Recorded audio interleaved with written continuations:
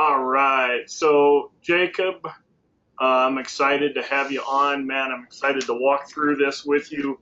You're okay with me sharing this with whoever I decide to, so that they have an idea of what this is really like. Yes, sir. Perfect. Why did you choose real estate sales over the other ones you looked at? So to be honest, I heard about it on the radio. There was an ad on the talk show radio that I listened to, and I called the number. And when I talked to Amy, one of the first things that hooked me was I set an appointment with her, and my wife was supposed to be there on the appointment. And so I said, "Hey, Amy, my wife's going to be back in like 10, 15 minutes. She had to run to the grocery store to get some formula for the baby or whatever she was doing at the time. I can't remember."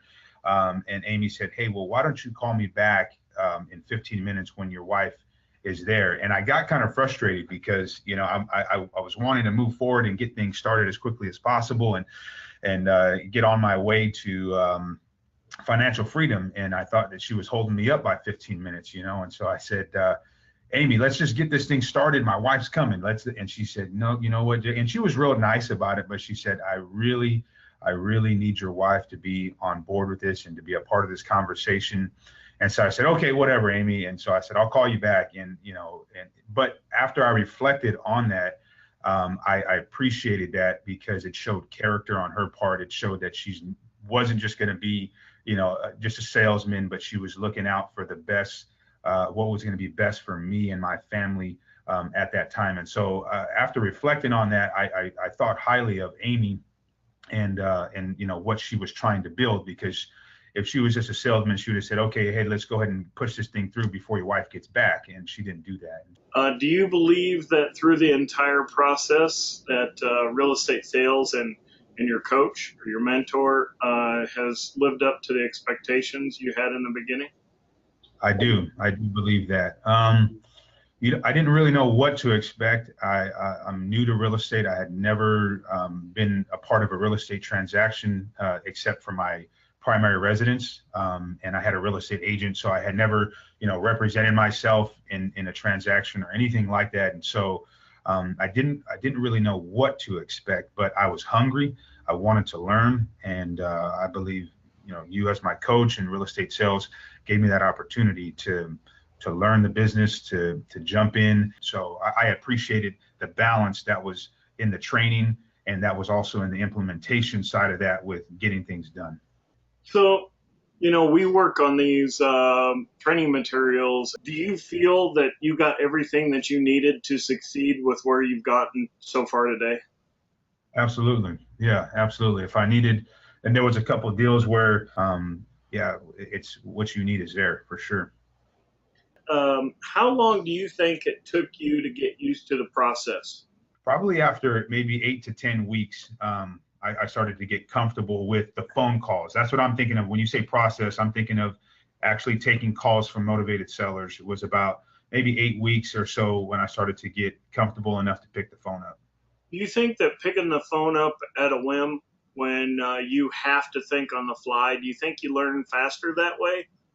I do. And that's just my personality, Nick. That's just how I am. I like to put myself under pressure, and you got to think on your feet, and I don't know. I just like that. I've always been just a jump in the pool kind of guy. I don't like putting my foot in and then putting my leg, I'm just get in, so so yeah, I think it helped me. Yeah, that's a good perspective. Do you remember, wasn't it like 3 weeks or a month when you signed your first deal after you mailed your first batch? Yeah, I think that sounds about right. Yeah, maybe 3 or 4 weeks is, yeah, probably three, because he called me. He was actually the first call that I took. That maybe the first or second, that I got a message on that I started to work, and then he was motivated. He said, "I want to get rid of this thing." He wanted 140,000, 120 or something. I can't remember what it was, and I offered him 40.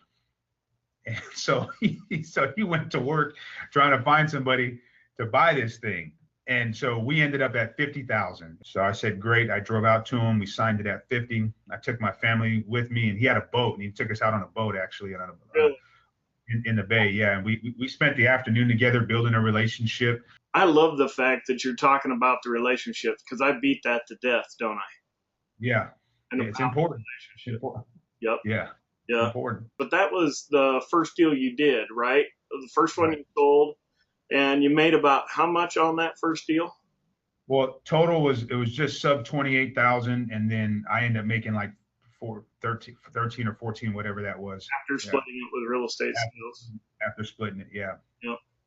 So I might be getting ahead of myself, but you've got a couple more deals coming through. You had one that you just paid real estate sales on. You got another one coming through in a day or so. It all has to do with relationships, right? That's right. That's right. And so these last two deals that we closed, I met a guy through a title company. So I was looking for a title company. You know, you talked to me from the beginning. You got to put your team together. You know, you got to get a lawyer, got to get the title escrow company, got to get investors, and those are all based on relationships. And so when I started looking for a title company, I got a recommendation from another investor at a local RIA meeting, real estate investors meeting, that you also told me that I needed to go to. So I went, talked to them. She gave me the information. I contacted him. I looked at his website, found out he was doing a Bible study. He does a Bible study every Monday morning at 6 o'clock at a restaurant out here. So I showed up at 6 o'clock in the morning for the Bible study and met the title guy that I've been using, and also met at that Bible study the investor that was a part of the last deal that we just closed, and he was going to buy this one that we're closing that we closed yesterday that we'll be getting paid for today. But the numbers didn't work for him on that one. But I had another relationship with somebody else that's we're closing on that one. So all of those, like you're saying, is based on the relationships, being straight with people, talking straight to people, doing what you say you're going to do, and things will fall into place. I don't know exactly how it all works, but it just works. I forgot the motivated seller leads. How important are they to your progression and your success to date? This wouldn't happen without them. That's where it starts. You got to have the leads. Without the leads, you can't get it off the ground. I like to say you can't steer a ship that's not moving, and those motivated sellers get it moving. So that's it. Right.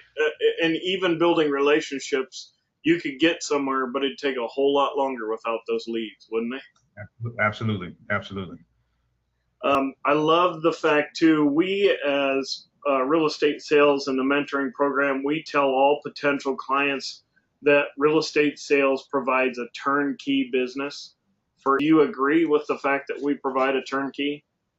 Absolutely, absolutely. From start to finish, from day one, talking to Amy, everything's been on the up and up. Do you think you would refer a friend or family member to real estate sales? I have already. I was at the bank yesterday, 2 days ago, when I sent you that $4,000, and the business banker guy, the guy that's in charge of my business account, he used to do real estate as an agent, and he's like, "Hey, you're bringing me this money." He's like, "What's going on?" And I told him, "Man, real estate sales," and he wrote it down. I don't know if he looked it up. I went in there. I'm going to be going in there again to put some more money in the bank, man.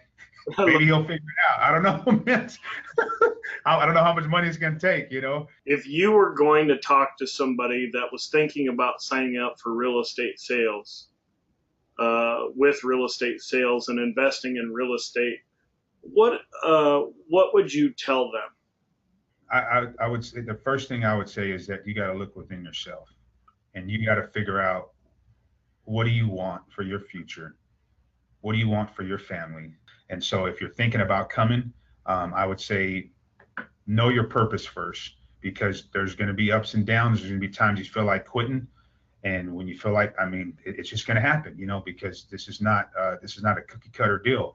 And if you don't have that, if you don't have that vision inside your heart, and that purpose set, you're not going to make it. So I would say do that first, and then if you're doubting, is this real? Is it not? Is it, whatever, it's real.